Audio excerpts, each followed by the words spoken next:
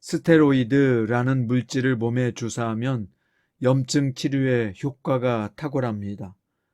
하지만 장기간 과하게 사용하면 부작용도 많은 약물입니다. 인간적인 생각도 이와 비슷합니다. 자기 머리에서 나온 생각은 효과가 빨리 나타납니다. 그러나 부작용이 반드시 따라온다는 것을 잊지 마십시오. 오늘 본문에서 요압은 인간적인 방법을 사용해서 다윗과 압살롬의 화해를 주선하게 됩니다. 요압의 계획대로 압살롬이 돌아오면서 그의 계획이 성공한 것처럼 보였습니다. 압살롬의 귀환은 결국 반역이라는 다윗 왕국의 최대의 위기를 가져오게 됩니다. 오늘 본문은 사무엘하 14장 1절부터 11절이고요. 그 중에서 1절부터 3절 말씀까지 읽겠습니다. 스루야의 아들 요압이 왕의 마음이 압살롬에게로 향하는 줄 알고 드구아의 사람을 보내 거기서 지혜로운 여인 하나를 데려다가 그에게 이르되 청하건대 너는 상주가 된 것처럼 상복을 입고 기름을 바르지 말고 죽은 사람을 위하여 오래 슬퍼하는 여인같이 하고 왕께 들어가서 그에게 이러이러하게 말하라고 요압이 그의 입에 할 말을 넣어주니라. 아멘. 오늘 말씀의 제목은 인간적인 방법에 따르는 부작용입니다. 오늘 본문 사무엘하 14장의 배경은 압살롬이 암논을 죽인 후 그술로 도망하여 3년이란 세월이 흘렀습니다. 다윗은 여전히 압살롬의 문제를 두고 고심하고 있었는데요. 이를 알아챈 요압은 한 여인을 시켜 다윗이 압살롬을 돌아오게 하도록 간계를 썼습니다. 겉으로 보기에는 요압이 다윗과 압살롬을 이어주는 역할을 하는 것처럼 보입니다. 겉보기에는 선의를 가지고 다윗을 도우는 것처럼 보이지만 그의 기회주의적인 성품을 생각할 때 여기에서도 숨은 의도가 있었던 것으로 보입니다. 아마도 압살롬에게 도움을 주면서 왕이 후계 구도에서 그의 편에 서고자 했을 것입니다.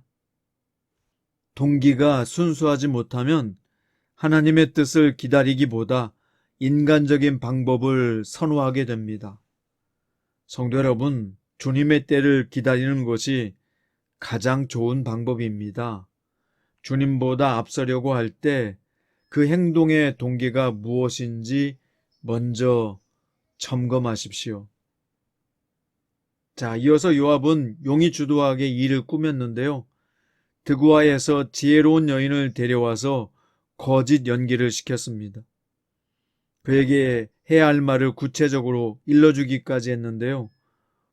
그렇게 꾸며낸 이야기를 통해서라도 다윗의 마음을 움직이려 했던 것입니다. 어떤 일에든지 사람의 욕심이 앞서면 진실을 감추는 거짓이 등장하기 마련입니다. 거짓은 거짓일 뿐입니다. 일을 더 꼬이게 만들 뿐입니다. 진실의 힘을 이기는 거짓은 없습니다. 요압에게 사주를 받은 여인은 꾸며낸 이야기로 다윗의 마음을 움직이려 했습니다. 지어낸 이야기를 사실처럼 말하는 이유는 다른 사람의 결정에 영향을 끼치려는 목적 때문이었습니다. 중요한 결정은 사실에 근거해야 합니다. 성도는 감정의 영향을 받아 결정하지 말고 하나님께 기도하고 이성적으로도 심사숙고해야 합니다. 다윗은 여인의 이야기를 다 듣고 일단 돌아가 있으라고 말했습니다. 그러나 여인은 더 간청하면서 왕이 무슨 일을 하든지 간에 그 책임은 자신에게 있다고 말했습니다. 여인은 자신의 목적을 성취하기 위해서 끈질기게 다윗의 마음을 돌려놓으려고 했던 것입니다. 선하지 못한 동기와 거짓된 방법에는요, 끈질기게 집착하는 모습도 따라올 수 있습니다. 성도는 모든 일에 선한 동기와 바른 방법으로 임해야 하며 일의 결과는 하나님께 맡겨 드려야 합니다. 자, 이제 말씀의 마지막인데요. 다윗은 결국 여인의 말에 넘어가서 성급하게 맹세했습니다. 그는 처음에는 유보적이었으나 여인이 감정적인 논리로 자신을 압박하자 경솔하게 하나님을 두고 맹세한 것입니다. 자신과 비슷한 처지의 여인을 동정하는 마음이 아마도 다윗에게 들었을 것입니다. 성도는 어떤 결정이든 말씀과 하나님의 뜻을 따라야 하는 사람들입니다. 그래서 사사로운 감정에 연연해서 하나님의 공의를 훼손하지 않도록 매사에 거듭 신중해야 하는 것입니다. 말씀을 따라 내린 결정이 후회 없는 결정입니다. 말씀을 따르는 것이 늦게 가는 것 같아도 지름길이요. 말씀을 따르는 것이 바보 같은 것 같아도 시간을 두고 보면 현명한 결정입니다. 오늘 말씀의 결론입니다. 사람들은 인간적인 수단을 써서 문제를 해결하려고 합니다. 잠잠히 하나님의 뜻과 때를 기다리는 것보다는 서둘러 인간적인 방법을 동원합니다. 그러나 인간적인 방법은 부작용을 낳습니다. 그 안에 거짓과 감정적인 선동이 섞여 있기 때문입니다. 성도는 이러한 형태를 버려야 합니다.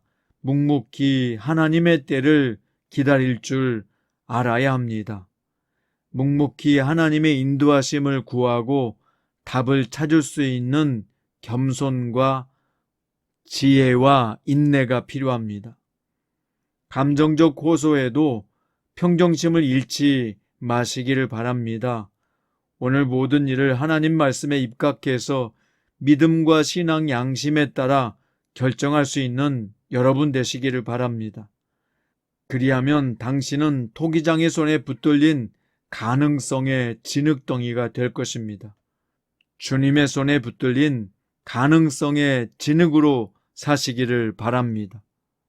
오늘 말씀의 제목처럼 인간적인 방법에 따르면 반드시 부작용이 있습니다. 오늘 또 하나님 말씀에 입각해서 신앙 양심과 기준에 따르시기를 바랍니다. 그리고 주님의 말씀을 따라서 결정하시고 선택하심으로 말미암아 하나님이 갈수록 좋아지게 하는 복을 누리게 될 수 있기를 바랍니다.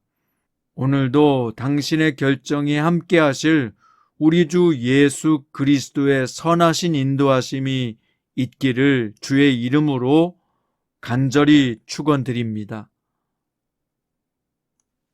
기도드립니다. 사랑하는 주님, 우리는 오늘 요압이 다윗을 이용해서 자신의 욕구를 채우는 간계의 계획을 쓰는 걸 보았습니다. 주님, 우리는 하나님의 사람으로서 간계를 쓰지 않는 사람들이 되게 하시고 또 악을 도모하는 판단과 말을 주의하게 하여 주옵소서.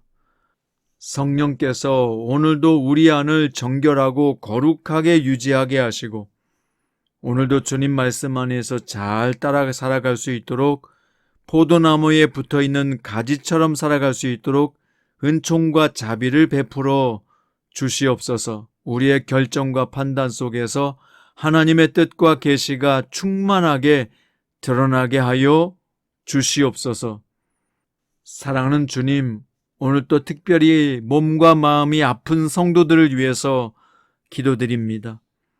그 아픈 환부를 주께서 만져주시고 상처를 싸매주시며 주의 보혈의 능력으로 발라주시옵소서. 자기의 고통뿐만 아니라 가족과 자녀의 고통 때문에 눈물 흘리는 어머니가 있다면 또 아비가 있다면 주께서 그들의 기도를 들으시고 간구에 응답하여 주시옵시사. 치료받고 깨끗해지게 하시고 고침받고 하나님 영광을 찬미하며 간증하는 사람으로 높이 세워 주시옵소서. 그래서 하나님 영광을 충만하게 드러낼 수 있는 귀한 성도들 되게 하시고, 또 하나님 영광의 뜻대로 쓰임받을 수 있는 복된 인생의 선물을 살아 누리게 하여 주시옵소서. 오늘 또 우리의 간구의 주인이시고 응답하실 우리 주 예수 그리스도의 이름으로 축복하며 간절히 기도드립니다.